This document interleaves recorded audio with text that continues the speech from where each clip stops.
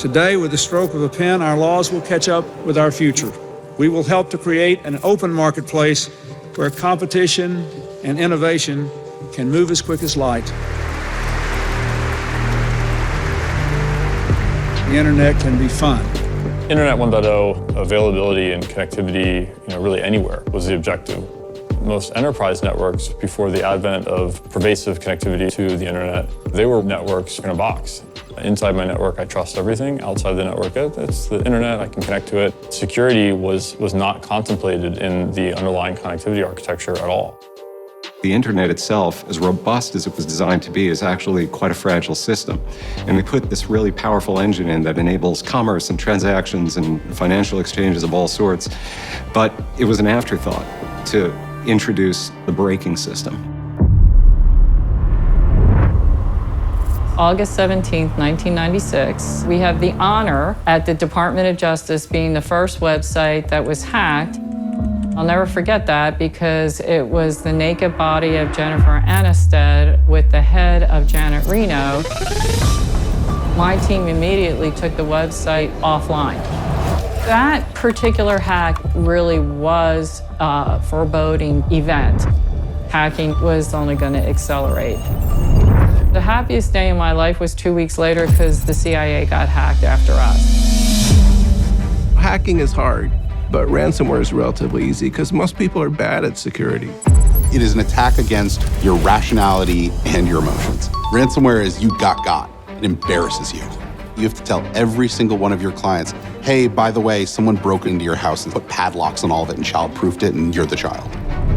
Ransomware is a new type of warfare. If you look at the targets, citizens, finance, it's affecting culture, it's affecting a nation's way of life. We have a problem in the US in that we are designed to win the wars of the 20th century. Unfortunately for us, the Russians have figured this out. When an organization comes and shuts down one of our pipelines, that was an attack on our national sovereignty. Why build aircraft carriers and physical weapon systems these days when a group of highly skilled cyber attackers can gain access to the off switch? Back in the day, of course, you had to be a sophisticated cyber actor, but no longer. You and I right now can go on YouTube and find a video about how to use the tools that they use. When was the last time we actually saw crime rise to this level? Sometimes the only way to find a ransomware gang is to follow the money. Today, these ransomware actors spend a lot of time trying to move that money across the digital blockchain. You can see who they do business with, who calls who pays who answers to who. You literally follow the money.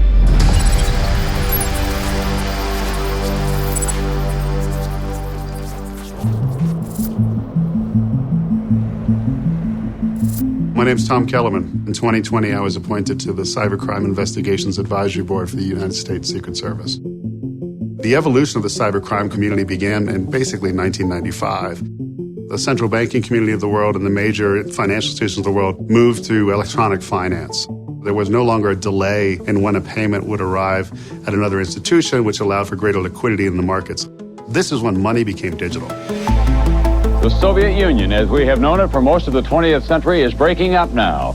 This was compounded by a functional reality that you had a lot of computer scientists that used to be employed by the Soviet bloc who were unemployed because the Soviet Union collapsed.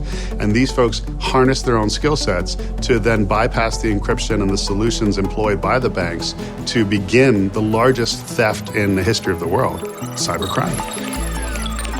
A lot of these gangs were focused on just stealing information, getting credit card numbers, getting names and email addresses to sell for advertisement lists and things like that, or spam lists. But ransomware, it really changed things. If you go back through the history of mankind, people have been extorting ransoms out of others for things of value that they wanted, whether it was a person or a thing. Well, what's valuable in today's economy? Data. Everything from the transactions that we're engaging in to our personal records. And so it presents a really unique opportunity for illicit actors to lock up some of those things that we hold most valuable and then extort it for payments. All cybercrime at its core is about unauthorized access. But in terms of using that access to prevent the organization from being able to function and to hold as hostage, that has been a relatively recent phenomenon. The ransom request is literally a price offer. It makes you feel like you are defenseless, and from a rational perspective, something that you have to engage in. Because in ransomware, hackers want to make themselves look bigger and more established. It's really hard to fight back when there's a group of people. And when you look like you're a highly well-regarded organization that's trustworthy, that causes a paralysis. They find a note on their machine, everything is encrypted, and they have a little Word doc that says, "Hello, you have been hacked by XYZ." They tell you what it costs to get your data back. They explain the services that you will be provided. They tell you, for all questions, direct them here. They want to be someone that makes you feel as though you're going to be trusted and your money will be in a safe place. Many of the viewers of this program would say, why would they want to hack to me? But they forget something. It's about degrees of separation. The adversary will go after you because you have this new customer that's a government agency, whether it be state, local, or federal. The adversary will target you because you have a partnership with a big bank. As an individual, it's about who you know. You are your data. So these people are committing kidnapping against your digital selves, and they're able to do it and exploit that for a lot of money. With the advent of cryptocurrency, it offers unique opportunity for these actors to transfer value between themselves and across borders with speed that was not previously possible.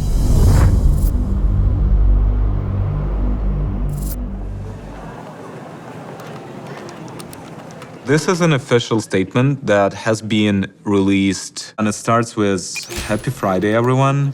There was a recent attempt to expose our infrastructure by a cybersecurity firm. It gets boring when you only deal with chimpanzees whose top capabilities are scraping forums.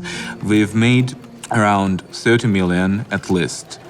Sucks this Twitter hobos.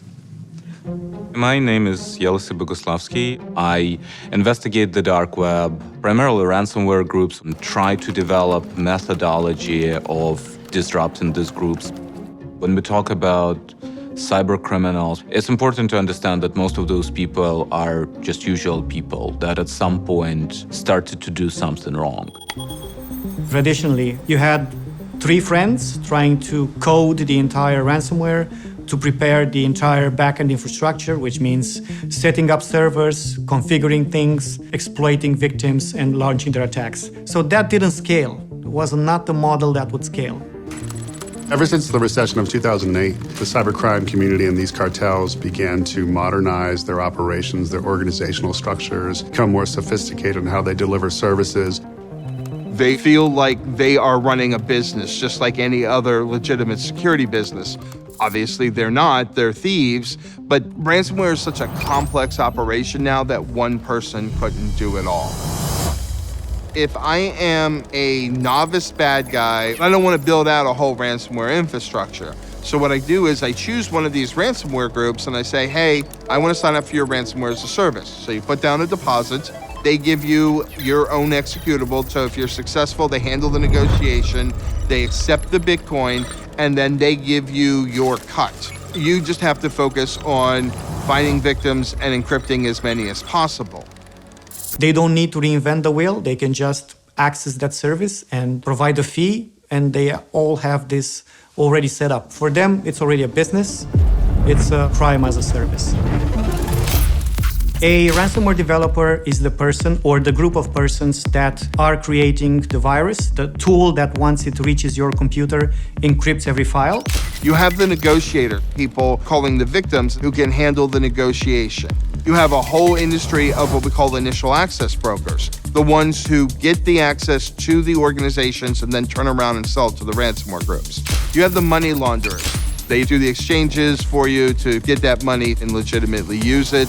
Then you have all of what they call the affiliates. They are the ones carrying out the attack with spam, phishing, exploitation. Doesn't really matter. So it's a very well organized underground world. A recent attack on Sony Pictures Entertainment could be the most disastrous computer hacking in Hollywood history. The attackers, likely working on behalf of a nation-state, are accountable for several of the most harmful attacks in history, including the attack at Sony Pictures, the cyber heist of Bangladesh Bank, and the creation of the WannaCry ransomware. For a worldwide organization like Sony to be locked down, have films leaked that weren't even released, to have emails released that were very sensitive that brought down careers. The impact of it lasted years after, and the problem keeps just getting worse. There's a lot of reasons for it getting worse. One of the main reasons is a lot of simple-to-use tools have just gotten into the hands of different gangs that have done traditional cybersecurity scams before. You are also seeing state players starting to get involved as well. My name's Jim Lewis. I spent a long time working for the federal government agencies. War between great powers has changed because of technology and largely because of cyber technologies. There's a close connection that they take advantage of by using cyber criminals as proxies, a useful tool. They lean heavily on the cybercrime cartels that exist within their sovereign boundaries and use them as national assets, so long as they abide by the 3 rules. You don't hit anything on the sovereign territory of the government that's protecting you. When you have access to a system that could be useful to the intelligence services, you share it. And when called upon to be patriotic, we will challenge you to attack specific target sets. Those 3 rules allow for the major cybercrime cartels, many of which are behind the ransomware being launched against U.S. companies and citizens on a regular basis. That's how they achieve untouchable status.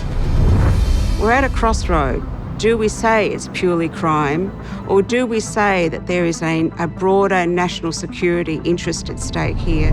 There's a ransomware attack somewhere in the world every 11 seconds. The cost of this, and this is simply the immediate cost of ransomware, is in the order of $20 billion over 2021. So long as we have systems that can run code, we're going to have bad people attacking and exploiting those systems. And they're going to come up with more creative and inventive ways of succeeding in their job, and we're going to come up with more creative and inventive ways of succeeding in our job. The point here is to try to shift the balance of power. The point is to try to change the economics of it to where it becomes more attractive to a cyber attacker to use their skills for good rather than for bad. Make the cost of what it is that they're trying to do so great that they realize that they would probably have a better time just getting a job as a developer at a legitimate company rather than trying to be a cyber criminal. The issue is that you can become an IT guy and make $2,000 a month, or you can use exactly the same skill and do $20,000 a month in a ransomware gang. With civil war, with revolution, and with societies going to the same loop of corruption, they essentially try to use cybercrime as a competitive advantage in life. There are only 2 types of people in cybercrime, those who are paranoid and those who are dead. You adapt to that both mentally and physically pretty quick.